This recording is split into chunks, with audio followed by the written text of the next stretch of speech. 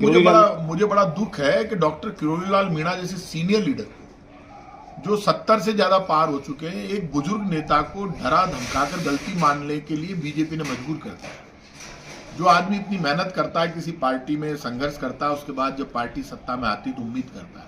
मुझे ज्यादा दुख नहीं है, दुख सिर्फ इस बात का है कि जो भाषा बीजेपी के कई मिनिस्टरों ने डॉक्टर किरोड़ीलाल जी के लिए बोली धमकाने के वे में, वो भाषा गलत थी। और एक सीनियर लीडर को जिसने सबसे ज्यादा मेहनत की बीजेपी को राज में लाने के लिए, उसके साथ इस बार जैसा व्यवहार बीजेपी कर रही है कि आप गलती मानने के लिए मजबूर कर रहे हैं। जो भाषा डॉक्टर साहब ने बोली है, डॉक्टर किरोड़ीलाल जी ने, कि मैं गलती मानता हूं, मेरे से गलती हो गई, इसका मतलब कहीं ना कहीं बीजेपी के कुछ लोगों ने उनके ऊपर प्रेशर बिल्डअप किया है और जो डराने धमकाने की कोशिश की गई और उनको धमकी दी गई हो, मुझे ऐसा लगा कि हम आपको हटा देंगे, पार्टी से निकाल देंगे।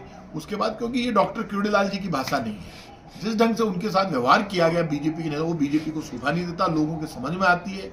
क्योंकि बीजेपी आदिवासी नेता, दलित नेता, इन नेताओं के साथ जिस तरह का व्यवहार कर रही है, क्योंकि समरावता कांड हुआ वहां पर भी बीजेपी ने ऐसा ही किया। लोग आज तक इंतजारी कर रहे हैं न्यायिक जांच की, मुआवजा मिल जाए। इनका एक नेता जो वहां चुनाव लड़ा, नरेश मीणा, वो बेचारा जेल में छात्र नेता रहा है।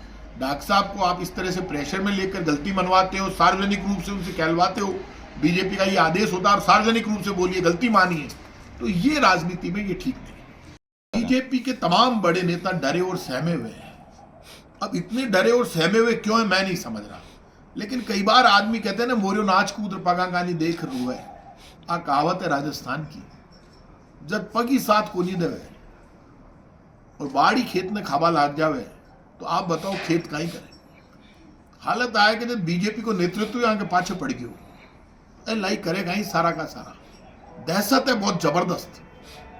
आप डरा धमकार खुद का नेताओं ने बंद कर दिया और झगड़ो चालू हुआ है बजरी से। बजरी जब इन्होंने ये कहा कि साहब 7 करोड़ रुपए की बजरी रोज निकल रही है, सरकार आज तक जवाब ये नहीं दे रही कि वो 7 करोड़ रुपए की बजरी गैर कानूनी तरीके से बीसलपुर से कौन निकाल रहा है। डॉक्टर साहब ने ये सवाल उठाया था, तो दर्द बीजेपी के तब चालू हुआ जब 7 करोड़ की बजरी का सवाल डॉक्टर किरोड़ीलाल जी ने उठाया।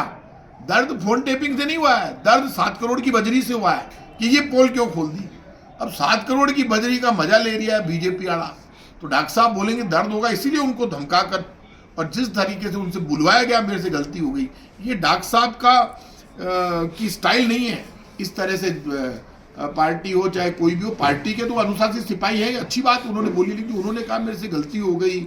और जिस तरह की भाषा, उनका जो चेहरा हाव भाव देखे मुझे अच्छा नहीं लगा, क्योंकि मैं बचपन से डॉक्टर साहब का बहुत सम्मान करता हूँ, उनके संघर्ष का सम्मान करता हूँ, लेकिन जो बीजेपी ने उनके संघर्ष का अपमान किया है वो राजस्थान कभी नहीं भूलेगा। देखिए, फोन टेप यदि नहीं हो रहा है तो मुख्यमंत्री जी को जवाब देना चाहिए। फोन तो टेप हो रहा है, फोन टेप हो रहा है, इसीलिए बीजेपी सरकार को इतना दर्द हुआ है। यदि फोन टेप नहीं हो रहा होता तो दर्द ही नहीं होता। दर्द जब हुआ करे, जब आग लागे जनाई तो बढ़त लागे, तो वो दर्द इसीलिए हुआ है क्योंकि फोन टेप हो रहा था, बीजेपी को दर्द चालू हो गया।